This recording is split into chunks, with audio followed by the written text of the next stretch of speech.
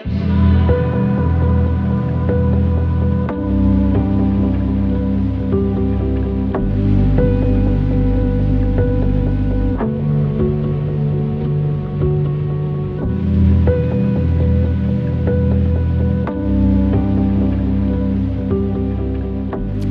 name is Dr. Trung Ngo. Okay, perfect. So tell me a little bit about your life and what are some of the events that happened for you that created the man you are today? So, some of the events in my life that made me who I am today. I have to go back to my family. And so, I'm from Vietnam, and after the fall of Saigon, the new regime basically took away all of our properties and threw my father into a concentration camp. He tried to escape twice, but he failed. And they said, you know what? If you try to escape again, we're going to kill you. So he said, fine. If I escape again, I'm going to take my family because then I'm going to die anyway. It just so happened that my older cousin had an English teacher. And the English teacher is Vietnamese, but he teaches English in Vietnam. And he owned a fishing boat, but he didn't know how to pilot it. My father did know how to pilot a boat because he was part of the military. And so my cousin introduced the English teacher to my father, and then 117 other people joined us. On August the 2nd, I think it was, no, forget about the date. So in 1982, we set off through the South China Sea. And we were going through a Viet Cong patrol zone. And all of a sudden, my sister started having epileptic seizures in the hull of the boat. And the boat was kind of unfinished, so there were nails sticking out. And so the men lined themselves around the hull of the boat. The women and children were on top there. My father and a couple of crew members were on top to make it look like it was a fishing expedition. So everybody was debating whether or not they should bring my sister up to the top, because if my father saw her, he might get scared and turn around. And she was almost on the verge of death. Some people, they tried to sneak her up top to throw her overboard so that she wouldn't be a factor in our escape anymore. But my father caught them and said, what's going on? Luckily, she was able to get proper care because there was a couple of nurses on the ship. And we were able to continue on. Then midway in the South China Sea, we lost all fuel and rations. So a US tanker came along, and by luck, we were able to get they gave us the fuel and some food to continue on. So we continued on for a little bit, and then there were pirates who came along and they boarded our boat. Now these pirates, these are Indonesian pirates. They're quite dangerous. What they do is they take the women and the children and they put them onto a separate island where they will abuse those women and children. So we really didn't want anything bad to happen to our women and children. And so my father, he's quite a charismatic person. He was able to talk to them and convince them that we had a lot of money. We were willing to give them all that money as long as they didn't harm anybody. They liked my dad, so they said, yeah, sure, we'll take everything. Body searched everybody, and then said, okay, fine, we'll let you guys go. And my father said, well, can you take us somewhere? Because we're like kind of stranded right now. So they took us to this oil rig, and the oil rig says, all right, guys, well, you know what, we can give you some food, we can give you some more oil, but unfortunately, you are not in distress, so we can't rescue you.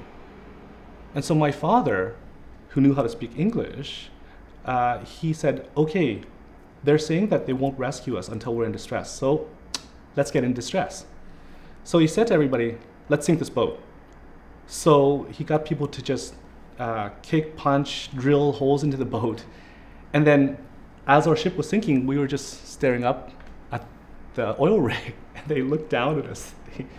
They sort of shook their heads, rolled their eyes, and said, fine, You guys know how to play this game, so come on up. And from there, we were able to be rescued by the United Nations Refugee Association.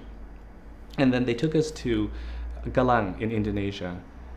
And there, we spent time in a very small area in some barracks. Food was scarce.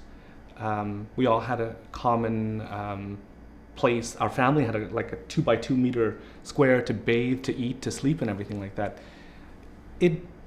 I realized how fortunate space is and privacy is from that. Well, my father spoke fluent English, so we were sponsored by the Canadian government very quickly. And so we arrived in Victoria, British Columbia. That's when the really hard stuff came. Number one, we were poor, low socioeconomic status. There were times where I was really hungry and I would just be staring at food, other people's food, but I couldn't eat. My life, ever since I can remember, was waking up at 4 o'clock in the morning, delivering several routes of newspapers, coming home, eating breakfast, and then going to elementary school, coming home, eating dinner, and then going to clean office buildings with my parents. And so every single day was, I have to do this again. And then the overall atmosphere was very sad because we're in a family that has lost everything. My father was a police captain and my mother was a school teacher. And now, in their 30s, they're having to answer to people in their 20s who are their bosses and sort of talking down to them and treating them like second-class citizens. So their way of being treated caused them to feel very frustrated. And of course, they would take that home to the children. And so we felt a lot of frustration. We felt a lot of loss and sadness there. And the Vietnamese culture at that time was all about losing your home, being in a new place where you've lost everything, you have no status, you have nothing. And so a lot of the music, a lot of the shows that my parents were watching, everybody was always crying. So it was sad. I remember one time at church, there's this priest that says, if you get into heaven, you get to live for an eternity, forever and ever. And I said to myself, I don't want that. I don't want to even live in this world. Why would I want to live in eternity like this? So I got to learn I got to appreciate hard work, and I got to appreciate what melancholy and how difficult life could be. Now, after about 20 years, my father became a real estate agent, and so we started making really good money. He started making like $500,000 a year. But at that time, our focus became on money.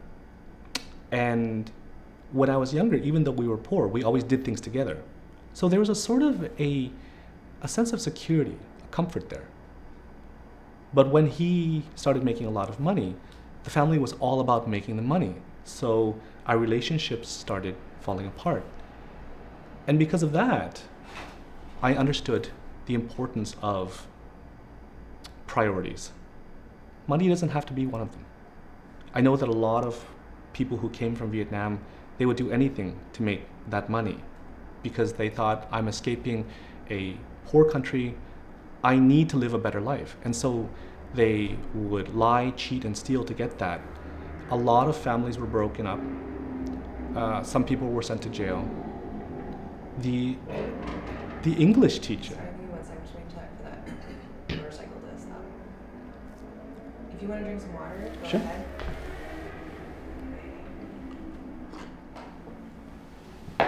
What a story. Wow.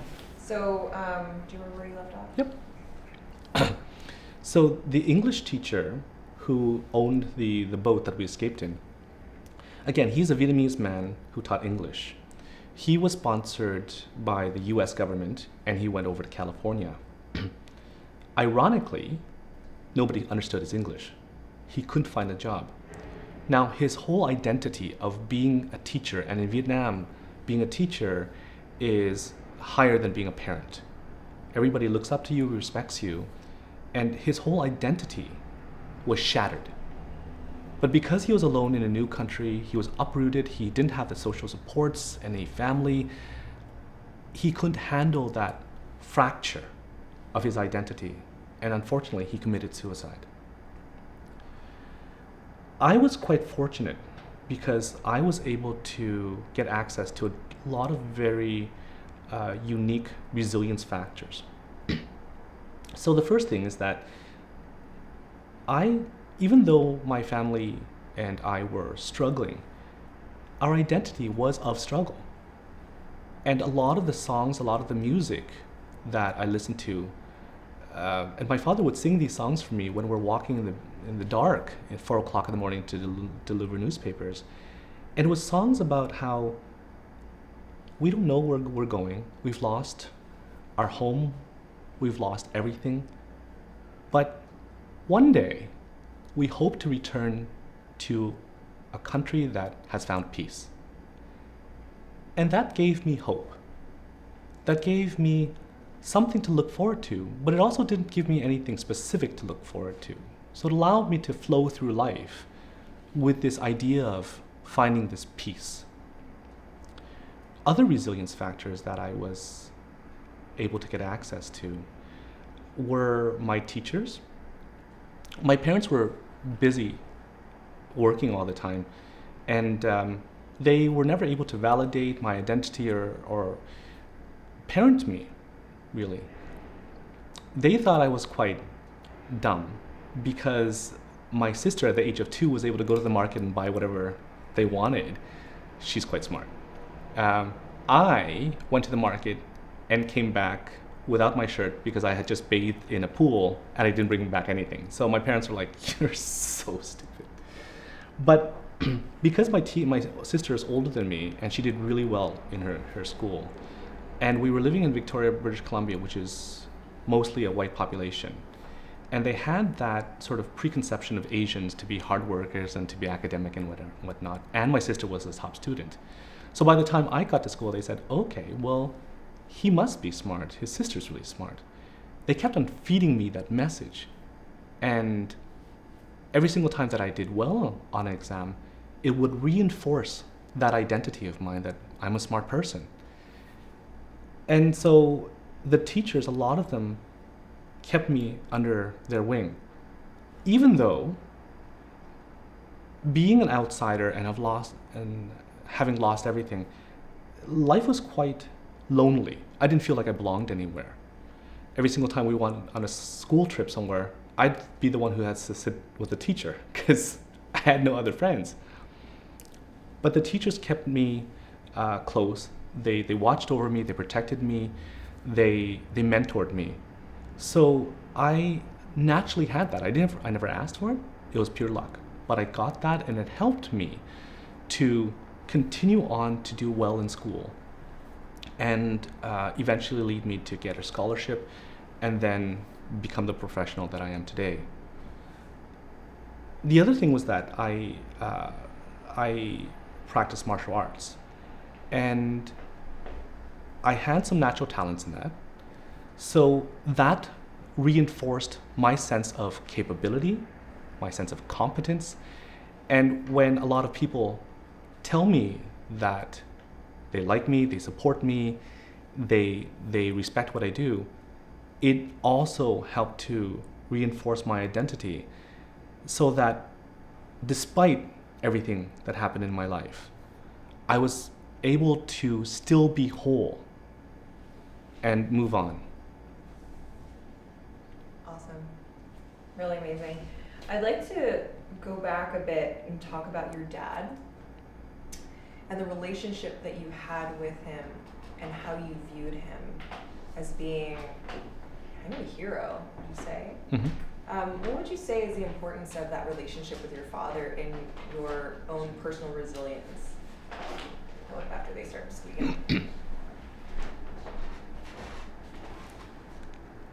So the way that my father affected me in order to understand more about my own resilience and resilience in general. First of all, he's a person who was able to overcome a lot of hardships. He almost single-handedly led that fishing boat across the South China Sea, negotiated with pirates, with an oil rig, with a US tanker to get us what we need, and then get us to be sponsored over to Canada. So he did a lot of amazing things. And when I was growing up, he would always sing to me, and he has this beautiful voice. And so my memories of him taking us through all those challenges and then comforting me, those are really great memories. I also learned from him about the downside of insecurities. So my father was a police officer, he was a police captain back in Vietnam, and then he had to do construction work, wash cars, just be sort of a manual laborer here in Canada. And he was always talked down to by his supervisors, and that really ate at his ego, really. And so if he was frustrated, he would come home and he would take it out on the family. And so I learned how a good person also has their tough sides because of the environment that they're in. Now, a lot of his own insecurities, which stem from how he sees himself and how the world sees him, those allowed me to see that a person's perspective can really change the way that they act. Sometimes he would say something, and I'm like, where is that coming from? But I see that it's coming from a source of insecurity, not the way that he sees the world as it is. So that helped me to understand the power of perception in terms of how we behave and how we move through life. Brilliant. I noticed that while you're talking, sometimes you'll laugh, where you talked about your dad being very gregarious. Did humor play a part in your experience to help you become more resilient or to stay light? Was humor a part of all of this? Is humor part of resilience? Humor is a resilience factor. I can't really say that I laughed a lot when I was a kid. It was a difficult time. All we were doing is working, and whenever the family met, it was to eat and then go to work again. And the music was crushingly sad, and the shows and movies were crushingly sad. It wasn't later on in my life until I started laughing. It was actually when my brother was born. My brother's 12 years younger than me. And I was a 12-year-old person, but I was looking after this child because my parents left the house to go to work or go to school in order to better our lives financially. And it was watching him grow up and seeing all the things he would do that made me laugh. He brought the family together, and everybody's joy laid in him. So that's when I started laughing.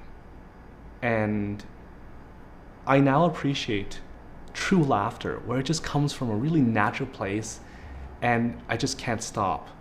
Because I know out there in the real world, there's a lot of forced laughter, but learning that true laughter with him, because I didn't laugh before then, that was great. You've also brought up music a few times. Do you remember the song that your dad used to sing? Oh yeah. Could you tell me the name of it? Or it's called Hoa Trinh Nữ. would you mind writing that down for me? Of course. Yeah, I'm gonna look that up. sure.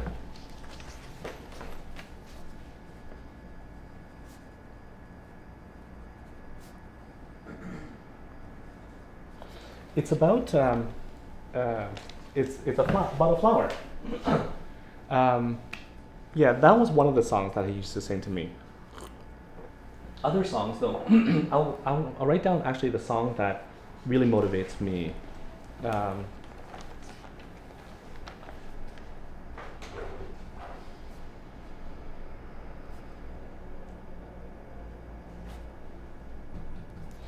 Loi Ve Dak Bang is a song that says the path to the motherland.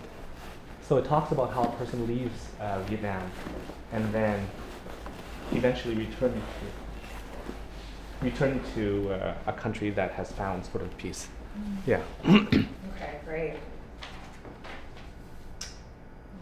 All right.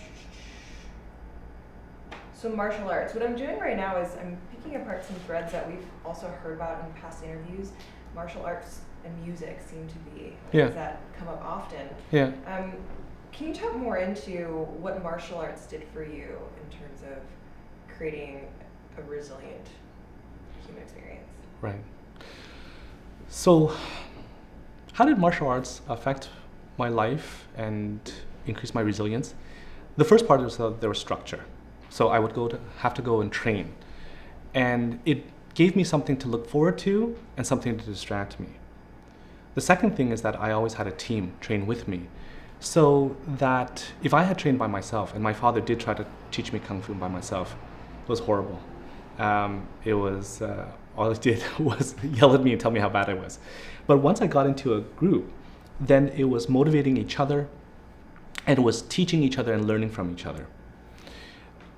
Then I competed, and traveling with people, eating, sleeping, competing with people, when we go through something harrowing like that, it amplifies the sense of camaraderie.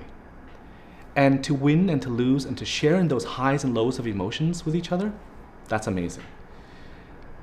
I was part of the BC team.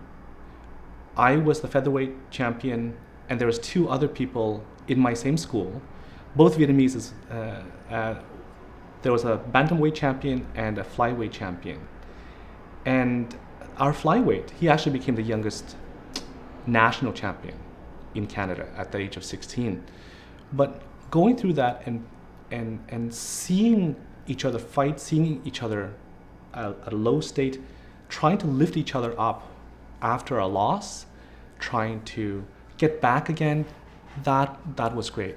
And the fact that we did well, we had people around us, and at that time I was in my teens and early 20s, having the attention of everybody saying, "Oh, you're so good, you're really talented, great accomplishments," and everything like that, especially from potential romantic partners. That was really neat. And it fueled my sense of self, it fueled my sense of belonging, my sense of competence. All of those things helped me to become more solid in who I was. Great. So wait until this finishes up, and then we can get into we can get into what you do now. Okay. Yeah. Anyone want a bathroom break? You want to top up in the water? Sorry? Thank you so much. Yes. Thank you so much, Luke. No problem. How's it sounding over there? Yeah, avoid the noises of the city and kind of. But I think the filter is okay. Yeah, most of it's totally okay. It's just the siren got a little loud. Yeah. All right. Okay, great. Yeah. So tell us a little bit about your life's work and how that relates to your past experiences. Okay. So, what do I do and how does it relate to my life? It was actually quite organic. In resilience, which is my main focus, I treat people with chronic pain. My team treats people with chronic pain, but we do so through a resilience lens. And in resilience research, perception is a very important factor. It's a very important concept. Now, everybody has a perception of who they are and what they want to be seen as and what they want the world to be like. And then there's how the world actually sees them and treats them. So that perception, those two perceptions are not always in line. And when there's a discrepancy between how we see ourselves and how the world sees us, it causes this tension or insecurity. This was very obvious to me as I was growing up and learning from my father, learning from that English teacher, learning from all of my classmates and teachers, and seeing how their insecurities, the discrepancies between how they want to be seen and how the world sees them causes so much tension in their lives. And that discrepancy in perception, it affects how we interpret the inputs that we get, and it affects how we behave towards the world. And those perceptions can be a great source of ambivalence and strife within ourselves and between ourselves and the world around us. So that perception has always been with me, or that an understanding of that perception has always been with me. So when I deal with people in chronic pain, I always see that how they see themselves and how they want to be seen, how the world sees them is very different. So how do we reconcile that perception? Well, the way that I see it is we need to be able to expand our perspectives in order to see how another person sees us, so that we know how to show them our perspective. Now, in order to gain that perspective, we need to face challenges, and we need to be able to overcome those challenges. The way that I see it, an analogy that I use is that everybody has to walk a journey in life. And at some points in the journey, we have to climb a mountain. Some people choose not to climb that mountain, but eventually they're going to have to face something. And if they don't climb that mountain, they're going to be trapped. As we're climbing this mountain, there are going to be situations, challenges, that force us to reconsider the status quo, reconsider who we are and how we deal with things. If I'm climbing a mountain and I see a rock face that is inverted, how do I deal with that? And the sense of fear and paralysis and lost hope sometimes hits us when we see something like that. But once we're able to overcome it, and all of these challenges along the way, and when we get up to the top of the mountain, something interesting happens. Thank you for being flexible with what you have. Okay.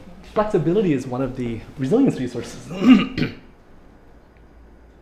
Ready. Okay. Once we get to the top of the mountain, something interesting happens. Nobody feels the need to talk, because they appreciate the fact that no matter how a person got up there, they were able to overcome all of those things. And so it's a mutual admiration and respect for each other. So it's quite quiet. And if you've ever hiked or climbed a mountain, you'll see that as well. And when you're at the top of the mountain, it's not about saying, my path was the correct one, or your path is the wrong one. It's about saying, oh, that's interesting what you did, and let me learn from your path. So we become quite humble, and we become more open when we're able to overcome those challenges.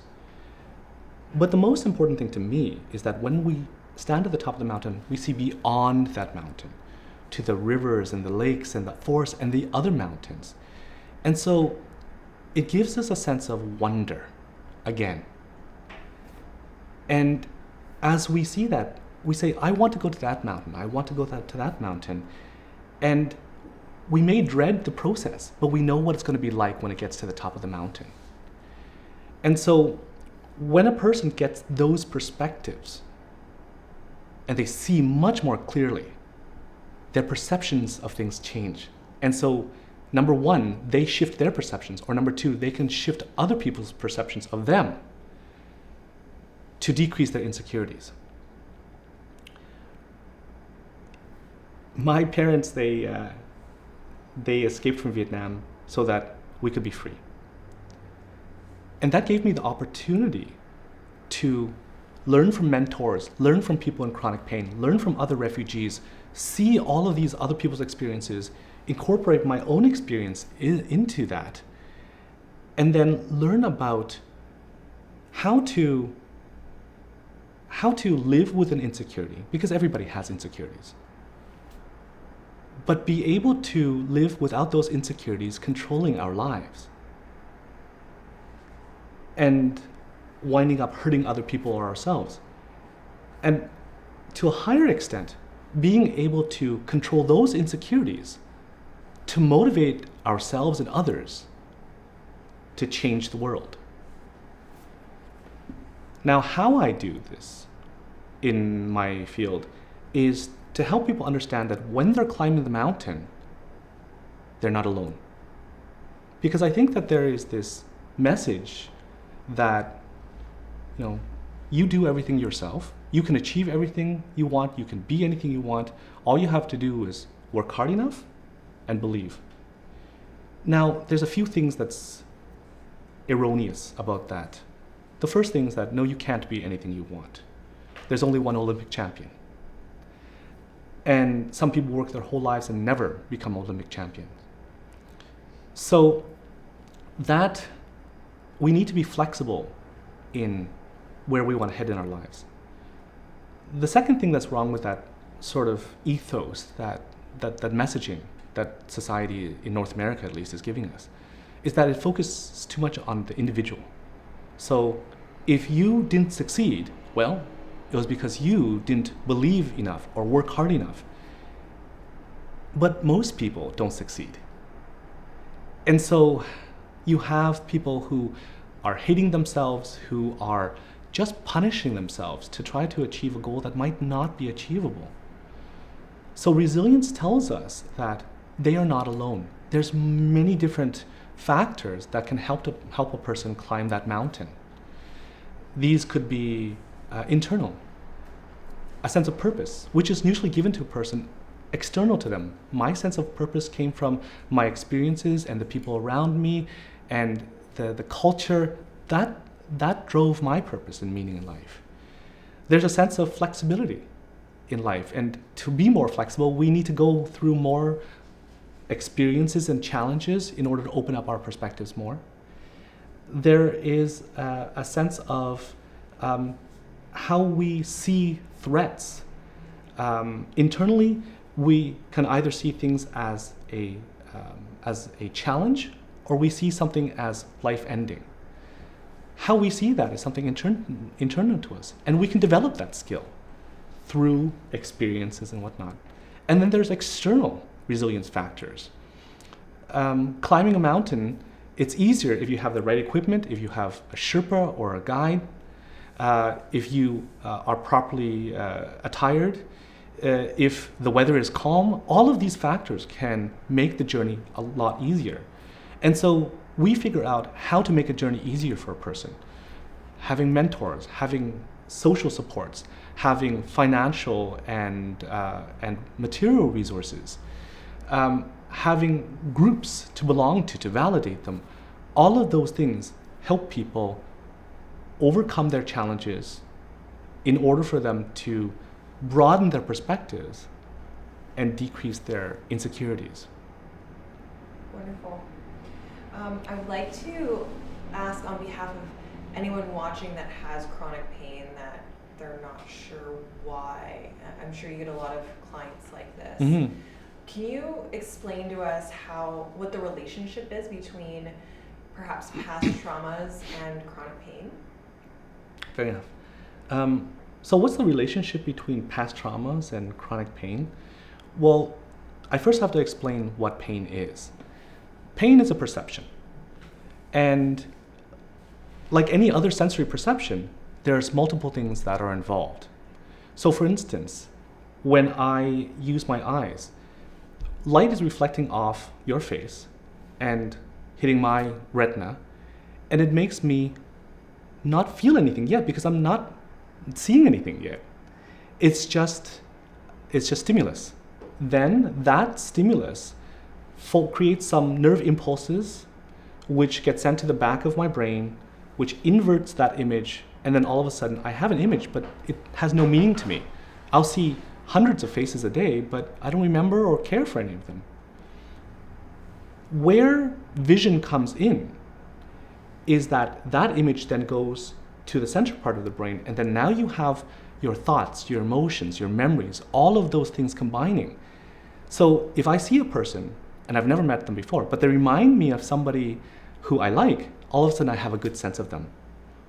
Or if they're dressed in a way that reminds me of somebody I dislike, or of a movie that scared me, I may be more apprehensive about them. Pain is exactly the same. The only difference is that of all the sensations, it's always unpleasant. So when we have pain, we have receptors in our body that send a signal up to the brain. That's called nociception. It's the same thing as having light hit our eyes and then the nerves going through the optic tract to our brain. It's nothing more than that. Now, different experiences, different thoughts and emotions, they can suppress that sensation. So we don't feel anything. But when that sensation comes up, and a person who has been abused in the past, or a person who has lost their identity, or any other traumas in their past, their emotional centers start firing. And now you have a sensation that's negative, plus a negative emotion that comes towards that. And negative memories and whatnot, all of these swirl to amplify that message. And all of a sudden you have something that should have been minuscule become excessively strong. That leads a person into chronic pain. What are some examples, real-world examples of chronic pain that can be triggered like this? So, a real-life example of how pain could be triggered. Let's say that a person is a new father and they feel like they need to make a lot of money for their spouse as well as their kids. And so they find a job, the first job that they can get. And it pays all right, but they feel like they're obligated to stay there regardless because they need to make money. But their employer really doesn't treat them well, or their coworkers harass them. And so every single day that they go into work, they're dreading. Emotionally, they don't want to be there. And they're told to do a lot of things that they don't really have control over. So it's like a prison cell for them. And so let's say their muscles tighten up in response to that emotional stimulus. And one day, after a few years of working, dreading this, coming home to a crying child, and they pick up a pencil. Well, their muscles and their joints and their discs in their spine have been just overworked because of the postures and because of the negative emotions and the sort of lack of control. And so each day that they were at work, their muscles have been a little bit more damaged, minuscule, micro traumas. But now one day they bend over to pick up a pencil and all of a sudden, boom. They're at that point where their muscles, their joints, their tendons, their nerves can't handle it anymore. And they become incapacitated. And it starts there. The treatment's not for the back. The treatment has to be about giving them a sense of control, giving them a sense of identity that's meaningful to them, giving them options to work in an environment and make money and provide for their family in an environment that is healthy and safe for them. and then you can treat the back. Great. Earlier you were drawing off that graph, and Luke, how would you like to do this? I know it's one of these things that goes best with a visualization. Do you think you'd be able to explain it without the Sure. graph? Yeah. And then we can impose it? What about later if you got an angle shot over top? Yeah, that sounds good. Explain it and do it. Yeah, we'll do that again at the end then. So I would love to know how somebody with that example, for instance, can get to a place of post-traumatic growth. So you can help them get to a place of not being down here. You can also get them to a place of I'm just as good as I was before, but then perhaps up to that next level of how am I more excellent now that happened to me. Would you be able to talk through that? Sure. Did you want me to to explain the graph as well? Yes. As if we were overlaying it, yeah. Okay. So what's the question then? So that I can repeat the question. You know what, don't even worry about the question because you've been saying your sentences so well that they all are working with me out of How it. did we get to that point when we were drawing the graph earlier? What was the topic? Jeff was just talking about how that Japanese swirl, and he was talking about the center and everything like that. And I said, okay, well, let me show you my own graph of things. Yeah? Yeah, we were talking about overwhelm. Overwhelm. That's kind of what we were Yep. toying around. Yep. Like the trigger point. Sure. I think is where yours went from. Okay. So the question would be, how would somebody who has experienced trauma and is experiencing chronic pain can get to that neutral level of resilience and then up to post-traumatic growth? Okay. So what are the different pathways of resilience and of recovery in life? Well, let me explain the different outcomes of challenges and adversity, first of all. If you can imagine a graph, on the bottom axis, you have time, and on the vertical axis, you have function. Everybody will function at a certain level in their lives. At one point along this graph, we hit a challenge. And so there's several outcomes. One outcome is that our function decreases and just stays low. Those people we call non-copers. They're not able to handle the challenge, and so their function just deteriorates. Other people, they are able to hit this challenge, and then their function decreases, but then they're able to get back to where they were before, and that is recovery. Other people, when they hit that challenge, they have a lot of resilience factors in their lives that buffer that adversity and buffer the effects of that adversity on them. So they just continue functioning. That's called maintenance. And some people, when they hit adversity, they may or may not dip in their function, but afterwards their function actually increases. That's post-traumatic growth. The work of resilience researchers and the work of my team is to try to find out what factors will affect a person once they hit that adversity. And so these factors could be how they see themselves, how they see the world, having external supports, having a lot of material resources, having a sense of structure and routine in their lives.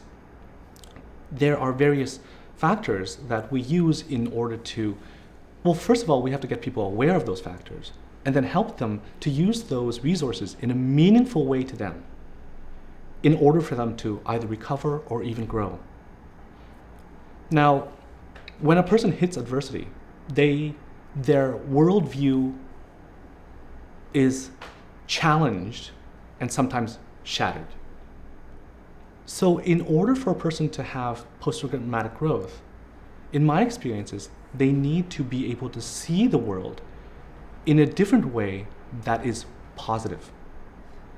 So one example is a person who, once they've gotten into chronic pain, they run around and they try to seek a cure for that chronic pain so that they can get back to where they used to go. But in chronic pain, if you focus on trying to cure the symptom first before you regain function, then it's actually a losing goal. Because no matter how well you do, once you get a flare-up or a symptom again, it reminds you of what a bad state you're in. And especially people who are really high achievers, it just shows them how far away from what they think they should be they truly are. And so each time they try to change their symptoms or find a cure, they'll feel good, and all of a sudden, one time where they feel the symptoms again, everything comes out again, and their sense of identity is shattered again and again and again. In chronic pain, the goal should always be to improve the function, not to get rid of the symptoms. So when we get a person to say, why do you want to get better? They said, well, I want to get back to what I used to do. I want to run again. I want to live life fully. Well, what does that mean? What do you want to be known as when you die? And if they say, I want to be known as a kind person. Okay, fine. So does making $2 million a year reinforce your identity as a kind person? Is that important to you? Well, no. Then how are you able to use your resources to show the world that you are a kind person? And when they have to think about that, and they have to think about, I've made a lot of money, but what meaning has it given to me? Really nothing. But the people who are closest to me, who reinforce my identity as a kind person, that fuels me the most. When I give back the money, that fuels me, but it doesn't have to be that. So when we get them to rethink their priorities in life, their sense of meaning and purpose in life, and then using all of their resources to establish a strategy to get them to show their kindness instead of improving their symptoms, this actually, every single time they achieve that goal, it stimulates their reward centers, and it makes them feel better and better and better. And ironically, if you try to improve the symptoms first and control the symptoms ultimately have control of your life. But if you focus on improving your function towards a meaningful goal, that eventually gets you to control your symptoms. Amazing. Okay. Got much more, Jess? I just have one more question. Yeah. What would you say is the biggest reason people are resistant to resilience training or positive thinking? So I've seen a lot of resistance towards resilience training. Positivity is actually part of resilience. But there is such a thing as toxic positivity. And toxic positivity is when, regardless of how you feel, you force yourself to feel positive. In resilience, being able to see things in a positive light is helpful because it gives you optimism. And you can only get optimism if you've had positive experiences happen to you in the first place. So the internal world and external world, they're very, very linked. But we also need to express our emotions. If I'm frustrated and I say I'm happy, well, that's not going to allow me the awareness within myself to deal with that problem. And as a matter of fact, a lot of people we see, they force themselves to keep on going.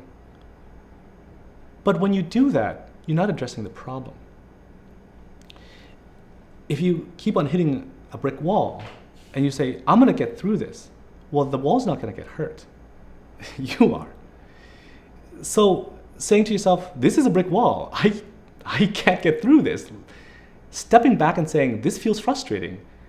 That awareness of my own emotions and the situation allows me to see, okay, is there another way around this? Can I go over? Can I go around? Can I go under? So that is true positivity, where you want to keep on going forward, but you're also able to step back, acknowledge yourself and the environment, and then keep on moving. So we need to be careful about how we say positive. The resistance against developing resilience, I believe, is because in Western culture, we have this idea of a utopia. We have this flawed preconception that there can be such a thing as a perfect economy, perfect politics, perfect life, perfect health. But that's not true, because so many people differ in their perceptions and perspectives that in order for them to be perfection, everybody needs to be seeing things the same way. So in a perfect healthcare environment, you can do whatever you want. And when you're injured or when you have a disease, I'm just going to give you a magic pill or a magic therapy and it's all going to go away. So people get that message day in and day out. And as a matter of fact, there's huge marketing campaigns that say, we have the cure for you. Just pay us a few $1,000 and we'll cure you. And it doesn't take a look at the person's life. It just gives them a band-aid solution at best, or it just gives profit to the marketer. And so being inundated with this message, people don't say, oh, great, I'm going to work to get better. They just want to be cured. I think that message is very dangerous. And I think we need to tell people that life is much more complicated than that.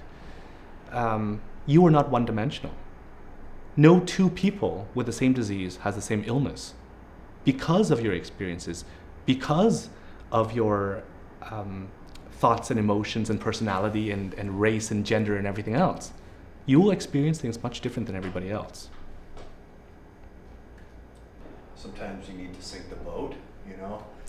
It looks completely counterintuitive to Right. the next move. Right. And you guys went through that. And I don't know why that popped up in my head, but I was like, that's because some people will hold on tenaciously to the boat. Right. You know? Right. Right. Okay. In your own words, what is trauma? In my opinion, trauma is something that a person experiences that is beyond their physical and emotional capacity to cope. It generally has to give a person a sense of being threatened in some way. Physiologically, what's happening when someone moves into a trauma state? Well, physiologically, when a person goes through a trauma state, generally they feel like they're being threatened. And so the first thing that happens is that their fight or flight response, their sympathetic nervous system, it starts to become activated, really activated. And then adrenaline, cortisol, all of those things are secreted, and it affects our ability to move and to think. Because the other thing is that when we go through trauma, our emotional centers overtake our conscious brain. We're in survival mode right now. And so it's been shown on functional MRI that when a person goes through trauma or they're triggered about a trauma, the frontal cortex turns off. They're no longer able to think logically and be anchored to the here and now. They believe that they're back in the trauma. And so when that happens, we are no longer able to sort of think very clearly. And this results in our behaviors that could amplify our situation. In your own words, what is growth? to me, growth has to do with breaking down of a worldview. This is personal growth. In working out, we know that in order to grow our muscles, the muscles must tear. And then when they rebuild themselves, they rebuild bigger and stronger than before. In terms of personal and mental growth, our worldview needs to be challenged. It needs to be broken so that we can see differently. And if we see things differently, but also in a sense that makes our lives clearer, easier, more comprehensive, more coherent, then we've grown. But if we just break our worldview and things are no longer coherent, then that is failure, or that is a breakdown. Okay. So work with me then on that one, Mm-hmm. because you mentioned we need to face challenge and overcome challenge. Mm-hmm. Is there a difference between traditional understanding of winning and overcoming challenge? A lot of people think that success means that you achieve a certain goal, and you look to that goal and you work hard enough and you overcome all obstacles to get to that goal. But life is not like that. For instance, there can only be one Olympic champion. If I think that success is becoming an Olympic champion, probability-wise, I'm gonna fail. But along that journey, I will have to win, will have to lose, I will have to train hard, I will have to deal with my losses, deal with failures, deal with successes, meet people, gain an identity, gain acceptance. All of these things allow me to walk through a journey. And even though that wasn't my destination, the number 2 person in the world can still be a great motivator, can be a great teacher to other people, and a source of inspiration for everyone. So what we think of as success is very limited to a certain destination. What we need to think about is, I want to be able to do what I love, and I'm going to pursue a goal, but at the end of it, regardless of whether or not you meet that goal, you will have gone through a journey. And that journey will have opened you up and will have helped you to see things in a much broader way. And to me, that is what success is. Everybody has an insecurity. And that insecurity is basically a discrepancy between how they want to be viewed or see themselves and how the world sees them. When a person goes through a process and they see more perspectives, they're able to reconcile that discrepancy between how they see themselves and how others see them. And when they're able to do that, then they're less insecure. And to me, what success is everybody has an insecurity. But to be able to live a life without being controlled by that insecurity will give us a sense of freedom. And that freedom is beyond what money, what accolades, what titles can give us. I believe that that is the true definition of success. What are some, we'll start with practical tools they can do to help make sense of that reality? Well, everybody feels insecure about themselves. So how do we get them to overcome those insecurities? Now, in my line of work, everybody is facing a challenge, and that challenge is chronic pain. Helping people overcome that challenge will allow them to see things in a broader perspective. And when they see things in a better perspective, then they're able to reconcile how they see themselves and how the world sees them. And that sort of stabilizes or reconciles, that decreases their insecurity, because that insecurity is just a discrepancy between the two. What we do is we first of all get people to figure out what the resources they have in their lives are, their relationships, who fuels them and who drains them, their material resources or sources of material resources such as money, opportunity, finances, structure in their lives. If they have things to look forward to, like meeting up with friends at a bar or else playing sports on the weekend or something like that. How they identify themselves.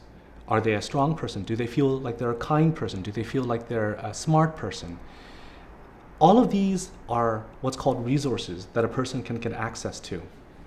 Once they see all their resources, then we help them to figure out how to use their resources in a meaningful way. So figuring out what the resources are is called navigating your life. How to use those resources in a meaningful way is called negotiation. So I'll give you an example. A person, he goes from job to job, and he quits quite. He quits quite often.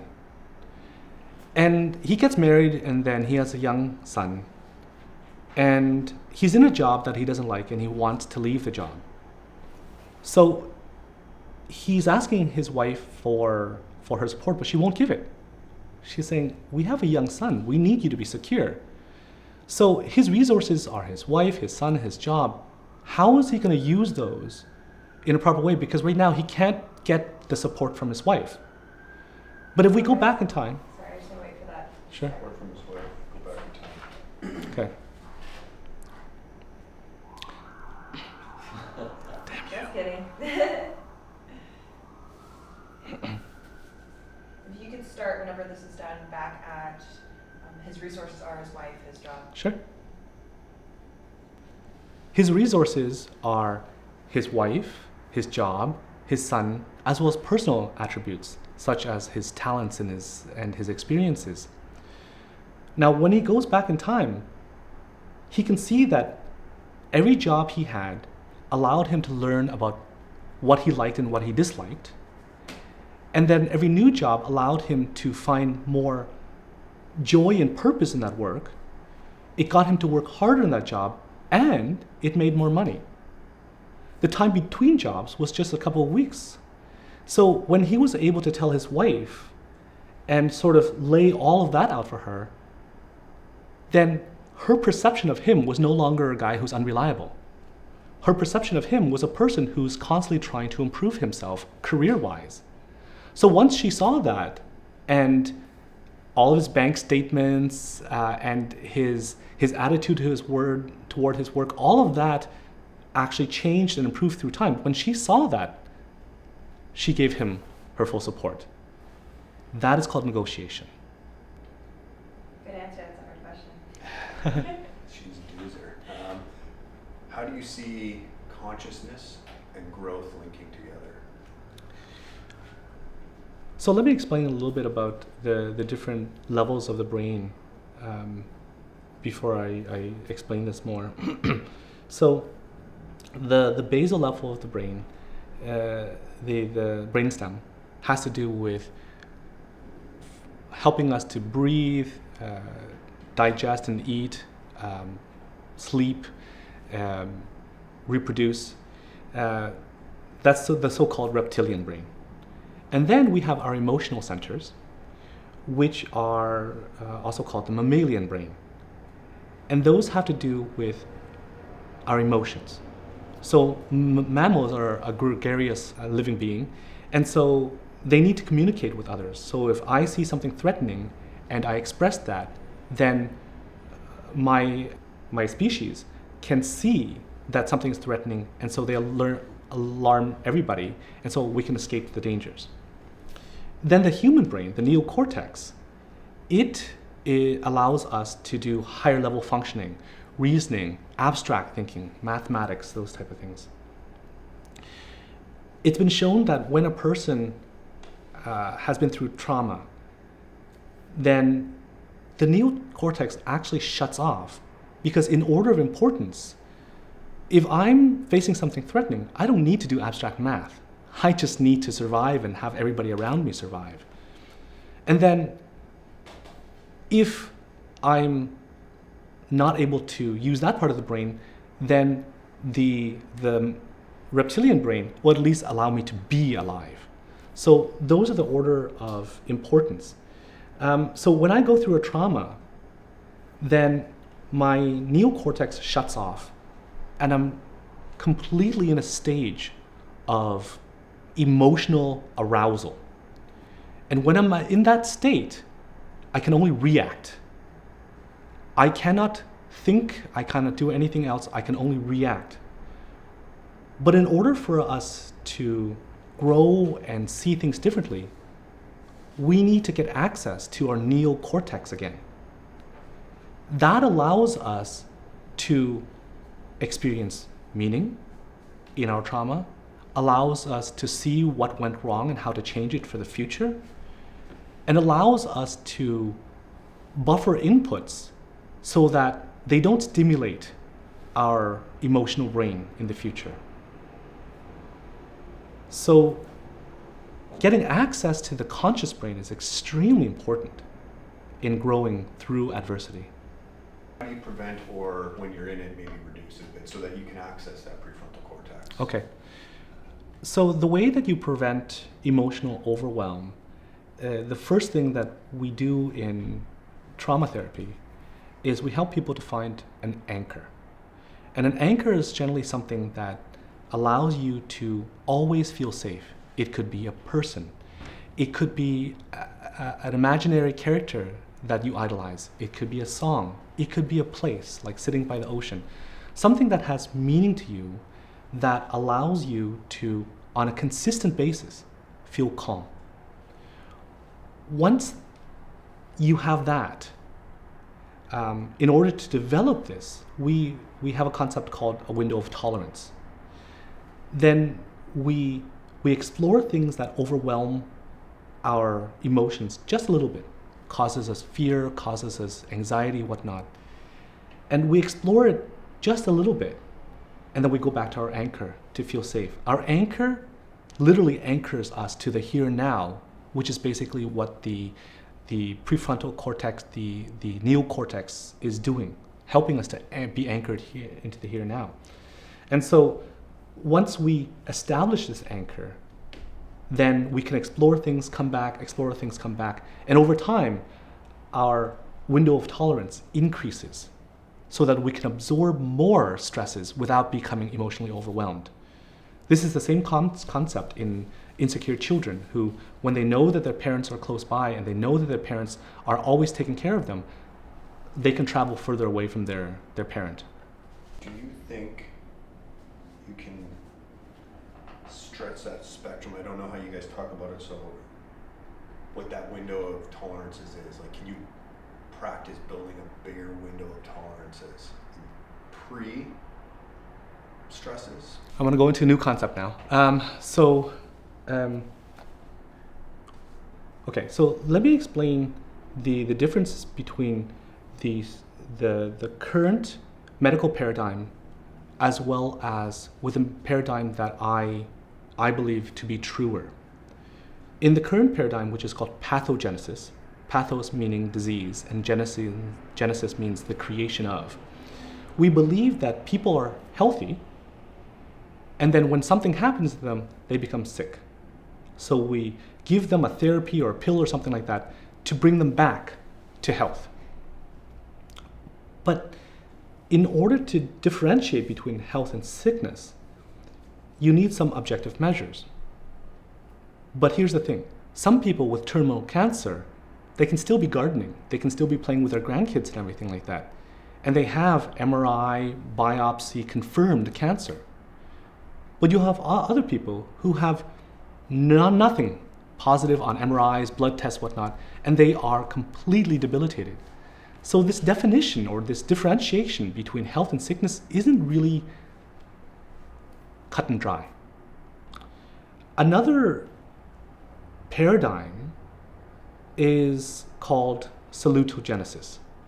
Salute is a Latin word for health, and genesis means the creation of. So this paradigm takes a look at what creates health instead of what prevents or cures disease.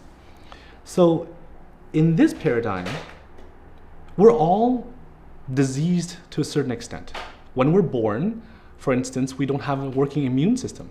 And when we're born, we're on the eventual road to death. So this paradigm takes a look at health and disease as a spectrum. And on one side, you have health, and on another side, you have disease. We're always along here somewhere. Not everybody has the same breadth of spectrum, though. If I was born into a low socioeconomic class family, if I have very little supports around me, if I was born with a missing limb, for instance, my spectrum might be very, very small. So it's easy for me to get sick and then hopefully get better and then sick again. So we try to help people expand this. And where I feel resilience research comes in is how do you expand that capacity for a person to absorb adversity? And resilience says that there are internal as well as external factors in our lives that help us to expand that capacity. For instance, if I wanted to be positive, if I wanted to see a challenge as something that is good for me to deal with and to overcome, rather than saying that challenge is a threat to the status quo and my life is going to be completely destroyed if I face that challenge, then I will need to feel confident that I can face that challenge. In order to do that, I need to have experiences or memories or resources where I feel, you know what, I don't have to do this alone. Number one, I've been through it before, I can get through it. Number two, I have all these people to help me weather the storm. So to build this resilience, you have to build those experiences, memories, networks, so that you can buffer any challenges in the future. And that starts off with gathering the people around you that you want to be around, that will reinforce your identity, give you a sense of belonging, give you a sense of material resources. You have to find things that are meaningful to you. If your job is just a source of money, well, what else can you do outside of that job that gives you meaning? Volunteering work, be it sports, be it looking after your children, whatnot. And so when you tap into these resources and you expand on them internally or externally, then this spectrum becomes much wider. And then it's a much longer way to get to disease. Would you say, we'll go yes or no for now, just to see if we go down this road. Sure. The wider your window of tolerances is, the more hope you've cultivated? There's two definitions of hope, and I wanted to tell a story.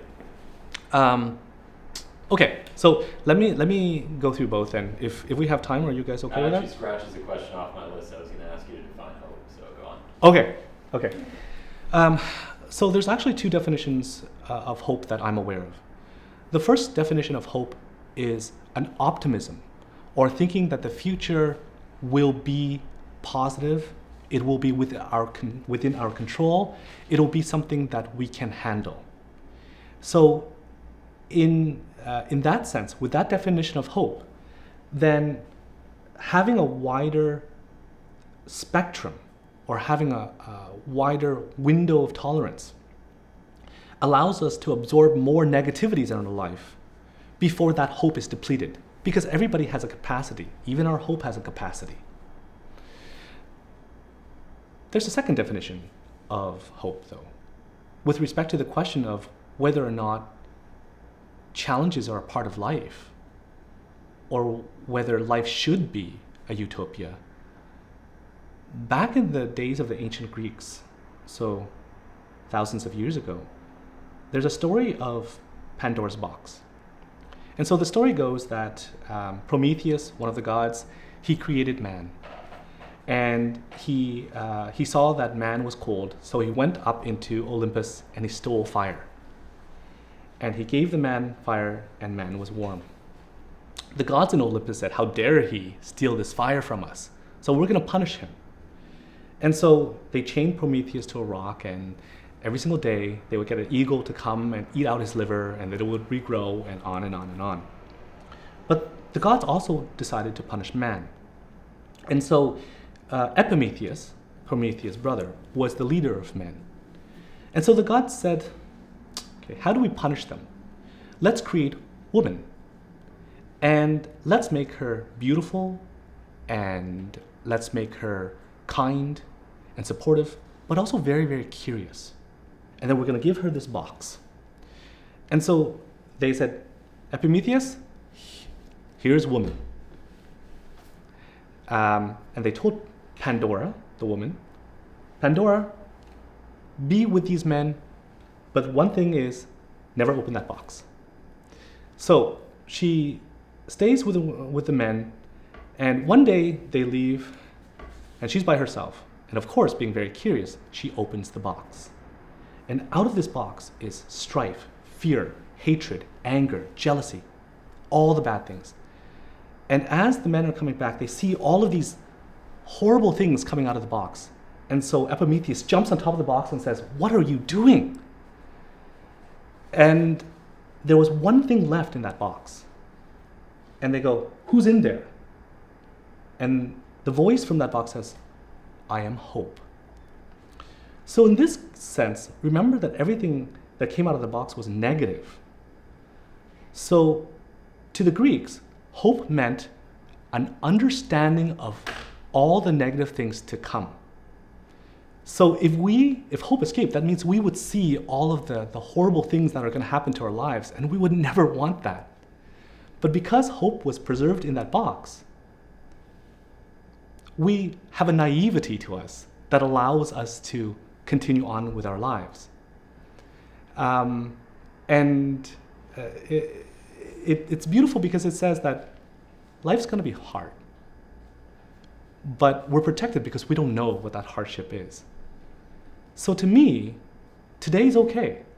Use today to build your resilience so that you never know what's going to happen tomorrow. And hope for today so that tomorrow you can deal with whatever comes. But why is it particularly important us as a human collective to pursue this as a positive gain for the future? Okay. If you see something there. Sure. I think that the last couple of years with COVID, one of the really good things that came out of it was that we understood as a world that there are things that are outside of our control. And as a world, that we need to deal with this together. Because if one area doesn't contain the infection well, it spreads to another area. And in resilience, there's a concept called trade-offs. Because all of the resources in this universe are limited, everybody has limits in their resources. If I were to live my life in such a way that I just want everybody to give me what I want in life, I become resilient because I have a lot of resources, but I also drain the resources from another person. The same thing goes with people who try to please everybody else. They give their resources to other people, and over time, their own resilience becomes diminished. Now, that's okay if in the past we've seen this in isolation, in terms of chronic pain, in terms of dealing with stresses, in terms of becoming successful. In North America, we talk about the individual and how the individual can become successful and how the individual can overcome challenges.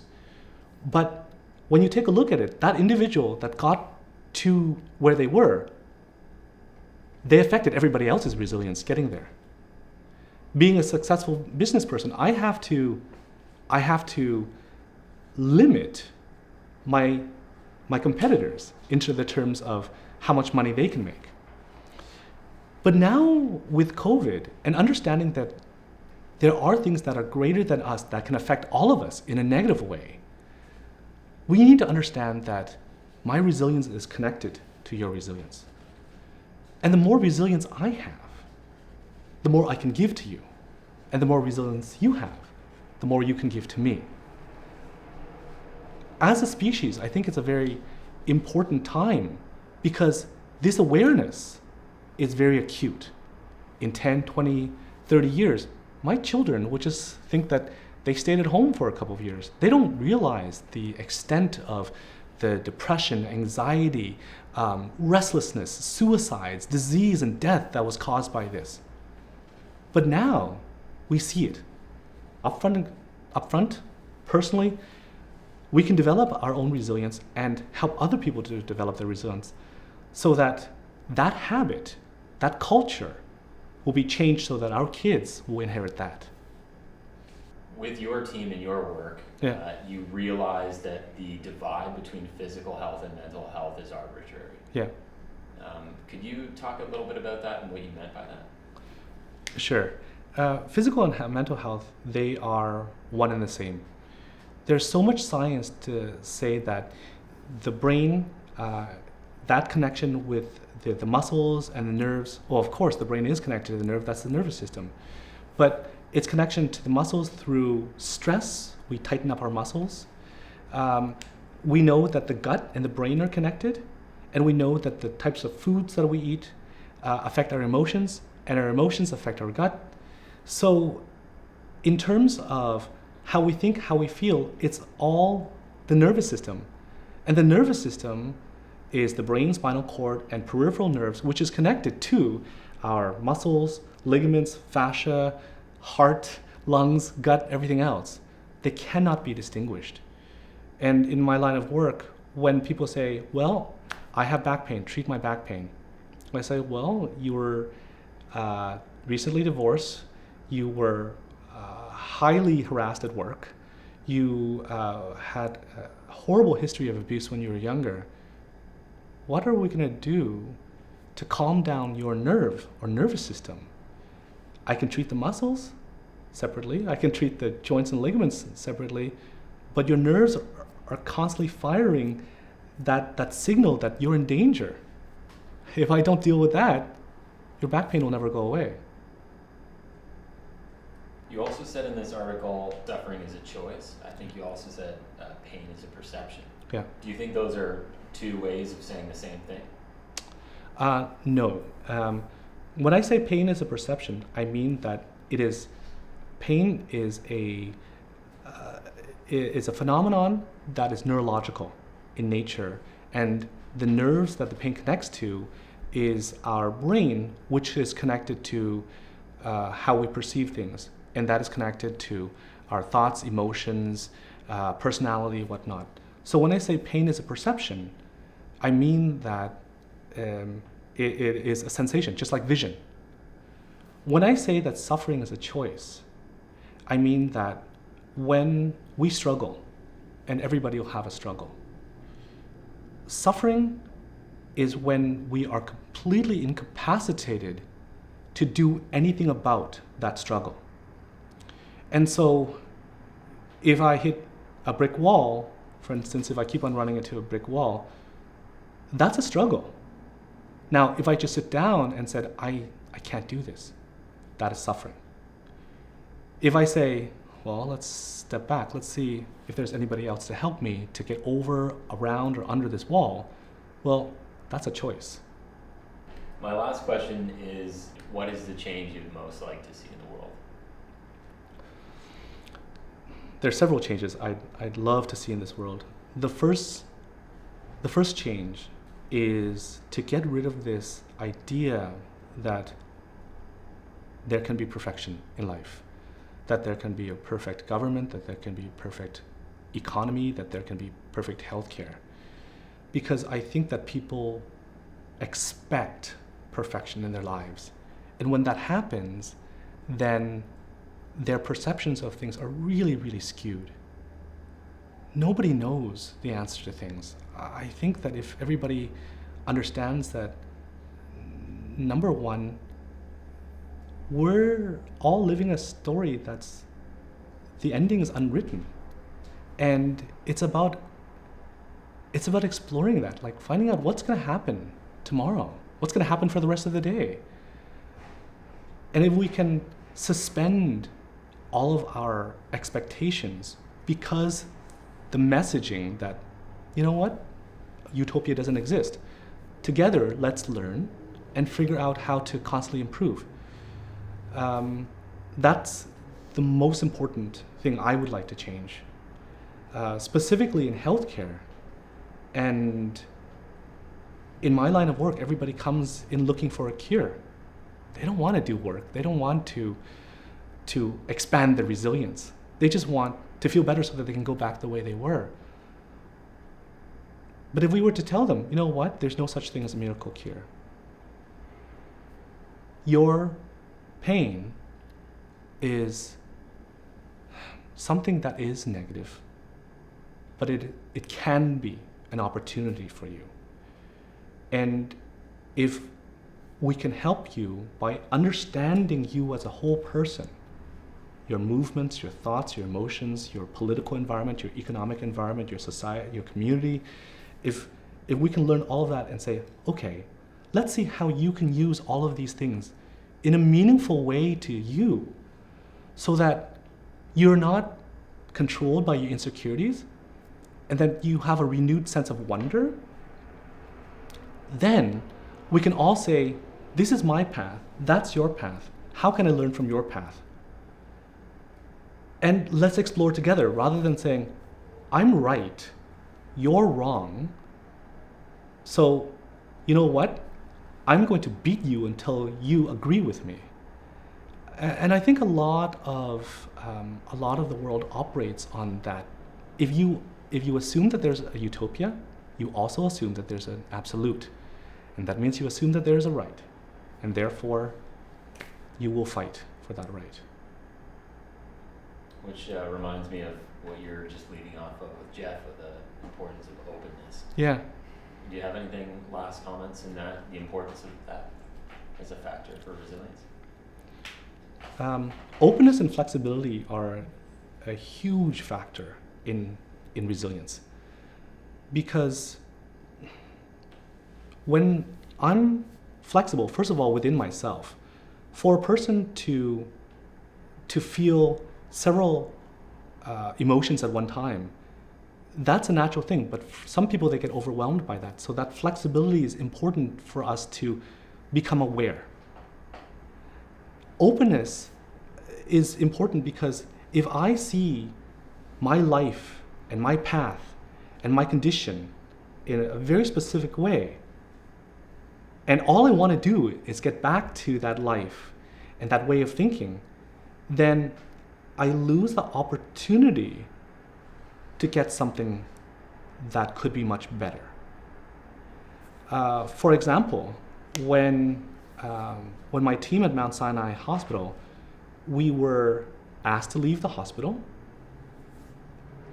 and I thought to myself, I'm working in a very unique environment. I love what I do. I love my team. I just want to keep on working. And if I just kept on looking for work that way, it would have never opened me up to sort of the resilience. Before I treated people as thoughts, emotions, and movements. But because I left Mount Sinai Hospital, and because I gave a TED Talk, that linked me to a resilience researcher who does resilience research with children and families. That opened me up to environmental factors as well. So because of that sort of struggle, that challenge, now I see people more than just thoughts and emotions and movements, but I see them as spouses, I see them as parents, I see them as workers, I see them as people who affect the environment, be they litterers or be they environmental warriors. I see these connections and relationships in a much broader sense. that would never have existed if I wasn't open to the fact that things could be different. Yeah, I would call it post adversity, like growth after adversity or post adversity growth, like I myself, it's funny because I'm not a very ambitious person. I mean, I grew up with nothing, and I grew up just a sense that I'm really nothing. But I always said yes to opportunities and yes to challenges. I competed in Taekwondo. I hate competing, but I forced myself to compete, and it forced me to see things differently. And I think that, like, so one example is my wife and I used to compete in ballroom dancing. And there's different categories. So you can compete 19 and over, 19 to 35, 35 to 45, 45 to 55. But the older age categories can also compete in the younger categories. So what happened was that I was watching this competition, and same group of people, same judges, and they danced the same way, but two age categories. In one result, they finished from first to sixth in the finals, and in another result, they finished like the order of their points changed. I'm like, these are exact same judges, exact same everything. So because of that experience, I realized that the outcome of what we do, especially in something as subjective as ballroom dancing or in life, we don't know. And it's not a bad thing. It's just what is. And we can learn from that, and we can move on from that, or so we can get really stuck on the win and on the number one position. But in that very specific time, I saw that you can do your best. There's a lot of external factors that are involved in helping you succeed or fail. You can't deal with that. What you can deal with is increasing your capacity to handle whatever comes your way.